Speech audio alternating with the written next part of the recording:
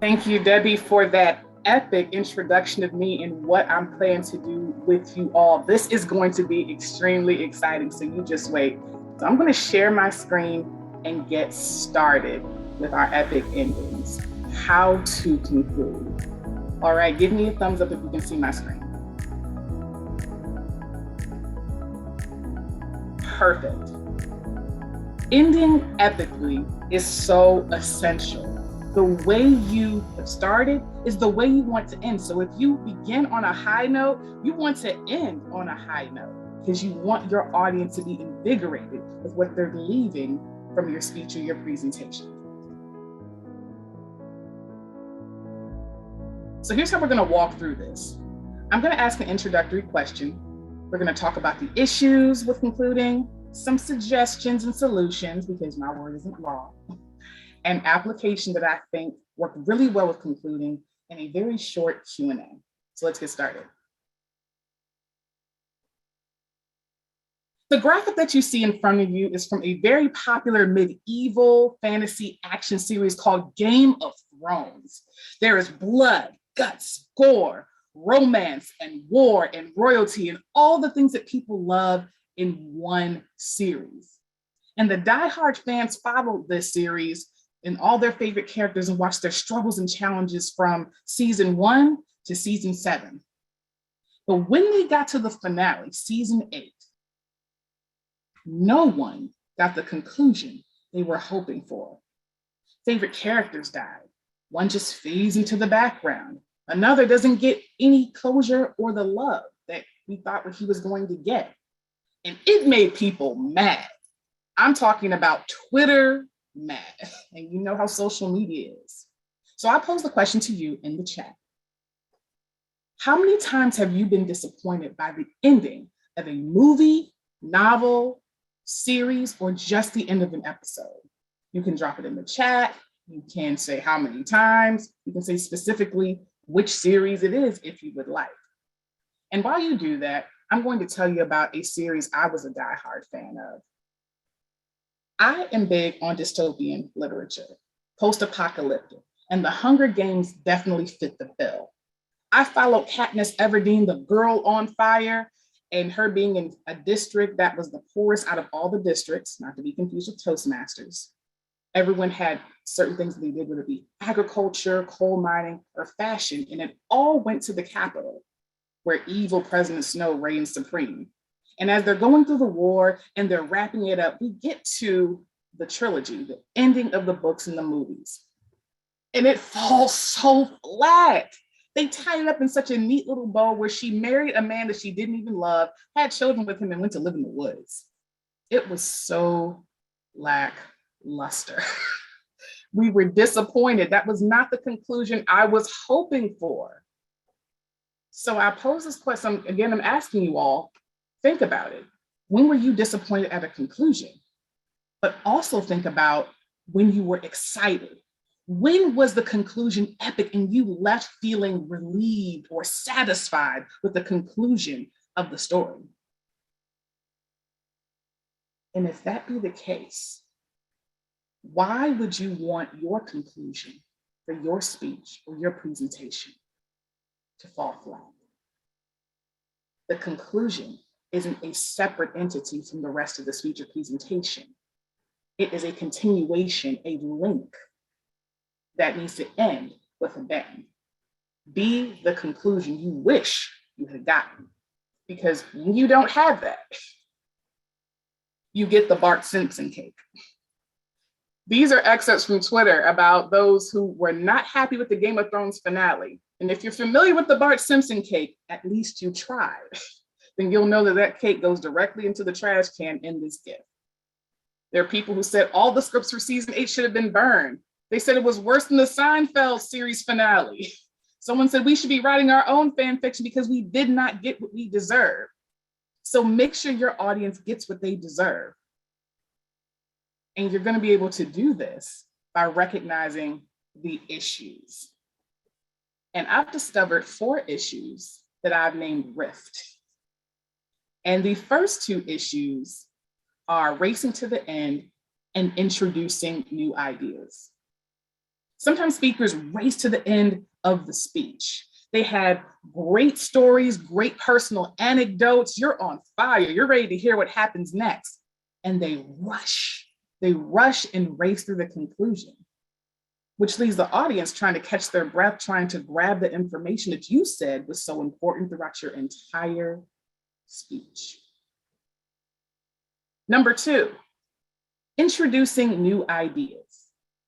Again, we're following you. You're giving us dialogue, character, you're giving us body language and vocal variety. And then all of a sudden, you went from talking about puppies and kitties throughout your entire speech or presentations to talking about reptiles. And your audience is confused. Where did this information come from? What are you talking about? And when you lose your audience through confusion, it creates a distraction. And it's hard to get them to come back again because you are at the end of your speech. So that's RI. Let's go to the FT part of the rift. And the first 2 were more so common issues that anyone could do. And these ones are a bit more specific. A false conclusion. Have you ever been in a car with a new driver and they hit the gas and the brake, hit the gas and the brake? Yeah, it's a bit of a rocky ride. A false conclusion is similar to that. It's when the audience thinks you're going to end and then you don't. For instance, if you are giving a speech on courage and bravery, or maybe even authenticity, and you say at the end, it is important to be your true self. Let the real you shine through. We think that you're ending and we go to applaud, but then you say, and I also think, oh, I wasn't supposed to applaud there. It sure seemed like it. So understanding when you're supposed to end, saying you're going to end and actually ending is extremely important. So again, it doesn't cause confusion and therefore a distraction. And then the T of the rift is too many lessons or a lack of a lesson. Too many lessons means that you're trying to incorporate several morals or several ideas in your conclusion. And the truth is your audience is not going to remember it all. And then on the flip side of that, get my Harvey Two-Face on, if you're familiar with Batman, there's a lack of a lesson. So too many lessons or a lack of a lesson, where we're trying to figure out what was the point of what you just told us? What are we supposed to learn? What are we supposed to take away ultimately from your speech or your presentation? Which brings me to suggestions and solutions to these issues. I call it the Terp Method. If you were a University of Maryland grad or student, you'll get what the Terp is. But for us today, it's going to be tone, education, repetition, and pace. Let's try this again. Tone, education, repetition, and pace. And these 4 are the actual answers to the issues that we're talking about. So I'm going to see how closely you were paying attention to what I was saying and see if you can match the solutions with the issues we were talking about. So with tone, the audience is listening to the inflection in your voice to determine whether you are finished or not. Out of curiosity, for this particular solution, which issue do you think that it solves? Go ahead and put it in the chat. Which issue do you think that tone solves? Just out of curiosity, I'm only going to take a few seconds. Oh, I see someone put up false conclusion. Anyone else want to take a guess? False conclusion. Absolutely. It does solve false conclusion because your tone will indicate when you're done because you're putting inflection on certain words. You're saying, yes, you are the answer to your problem in this situation. So the way that I'm saying my words gives the audience an idea that, oh, okay, she's wrapping this up. Let me get ready to applaud and say, great job, Lauren. Great job, Lori. Great job, Daphne. Great job, whomever it is. So those signals are significant. Thank you for participating. Education. You should have one memorable, meaningful lesson instead of several. So education would connect to having too many lessons or the lack of a lesson. You focus on that one thing that you want the audience to take away, and there will not be any confusion. They will know. And when I say memorable, I mean that it needs to be something that really sits in the soul, something that you really want them to absorb and digest. Next up is part of the Terp method. You have repetition and pace. And with repetition, you really need to repeat what you said throughout your entire speech. Sure, we're following you. Sure, you're riveting. You're an exceptional speaker, but we need to hear it again. If you want us to remember, you need to be able to tell us what it was and avoid introducing those new ideas because they can be confusing. Stick to what you actually said and then repeat it so the audience will have a chance to retain it. So repeat in order to retain. And then finally, P, your pace, your rhythm, your speaker style. My formula for this is pausing plus pacing equals effective communication. Because even in your pace, even in your silence, those breaks that you take is a form of communication. So yes, there is silence within speaking that makes a major impact. And again, you want your audience to be able to digest the information. It's the opportunity to digest what you're saying, because again, you want them to leave with this, have a call to action. You want them to do something as a result of hearing this particular speech. So riff issues, Terp method. Next up, we have application. And I love application because you need to see how this is done. But I have a short amount of time. So I'm going to encourage you on your own time to visit this particular YouTube link. There is a 2014 world champion who goes by Dhananjaya Hederachi, and he has one of my favorite speeches called I See Something. And I'm going to drop it in the chat. And the phrase he says is, I see something in you, but I don't know what it is. And you'd have to see the speech to understand, but he repeats it in the body several times. And by the time he gets to the conclusion, the audience is laughing and they get the inside joke that they're able to repeat it, not even repeat it, but before he even gets through half of the quote, they said, but I don't know what it is yet. And they're on their feet applauding because they understood what was going on, which means Dhananjaya understood the assignment. That echoing, that repetition is a sign that your audience is actively engaged. And you want that.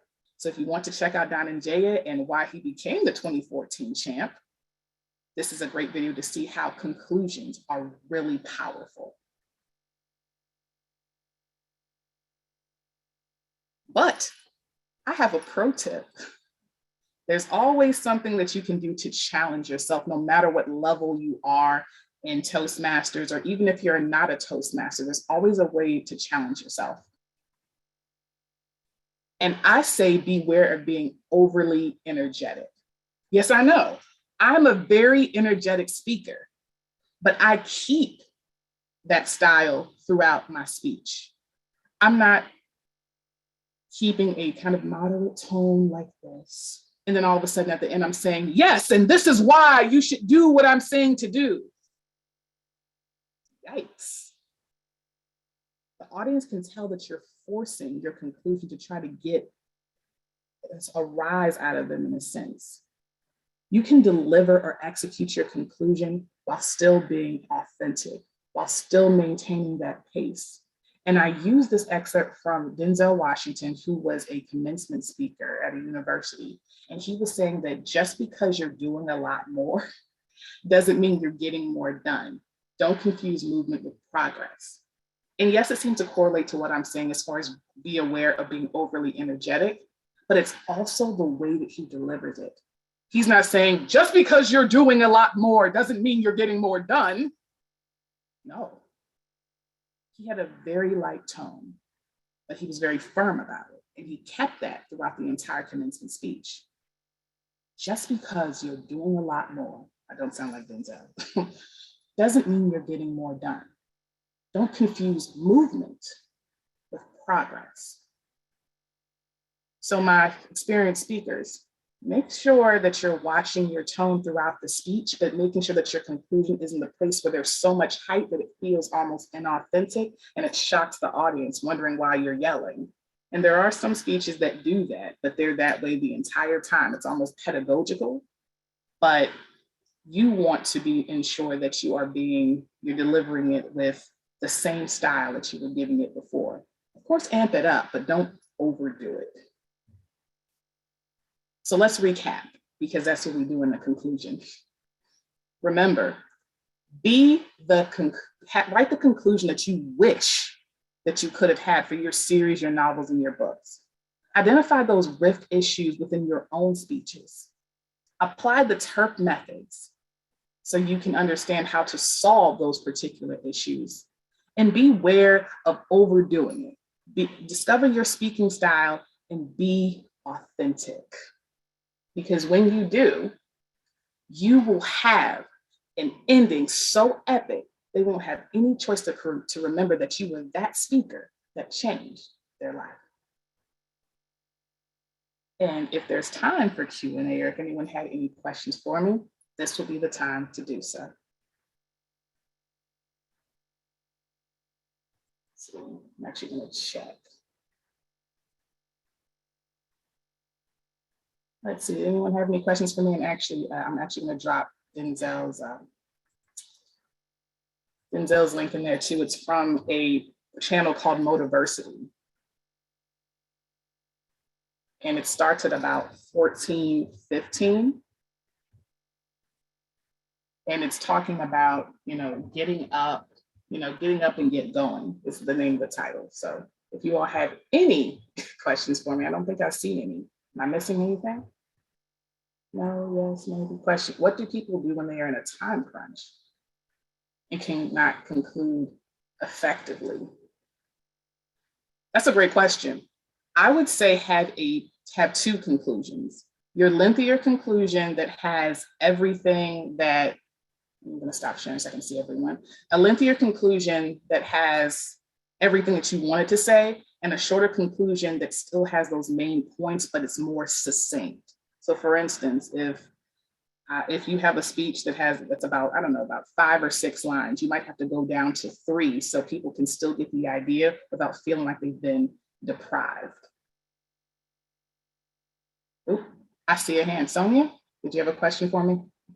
I did, Lauren, if you can hear me, I apologize for that. You talk about being authentic, and I think that's fantastic.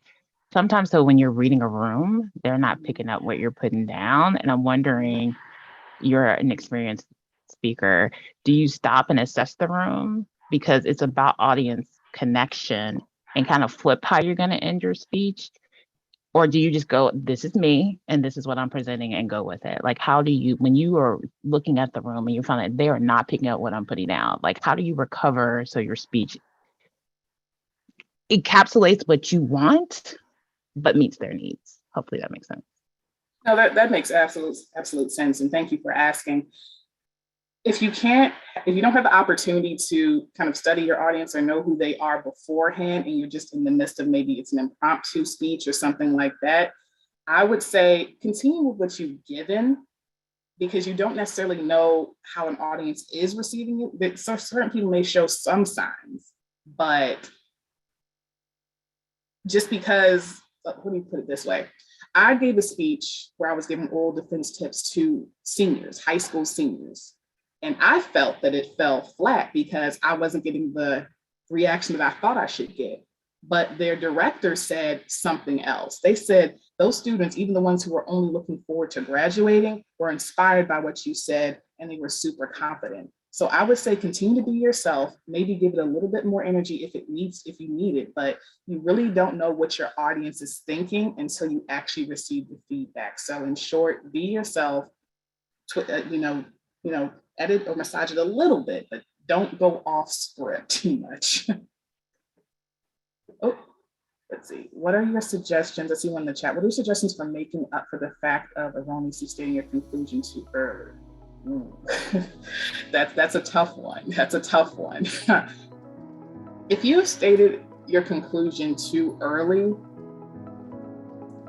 that's really a means of practice, in my opinion. You're going to not, you're going to make mistakes during your speeches or presentations, and you should definitely take it as a learning point. But I guess if you would like to recover from that, you could just treat it as a means of just kind of repeating what you said earlier, or you make note of it and say, okay, next time this is going to be my strategy to ensure that I don't conclude too early, because sometimes you're just going to make those errors and it's not the end of the world. No, the world didn't blow up, nothing ended, but but that's essentially what you do. So I would either repeat it again, just so people know that you're concluding, even if you have to do that in conclusion or in summary, or you just take it as a lesson learned and fix it the next time. And it looks like we are out of time. So if I didn't get to your question, I apologize, but thank you all for being an exceptional audience, my sheroes and guests. And remember, go forth and end ethically.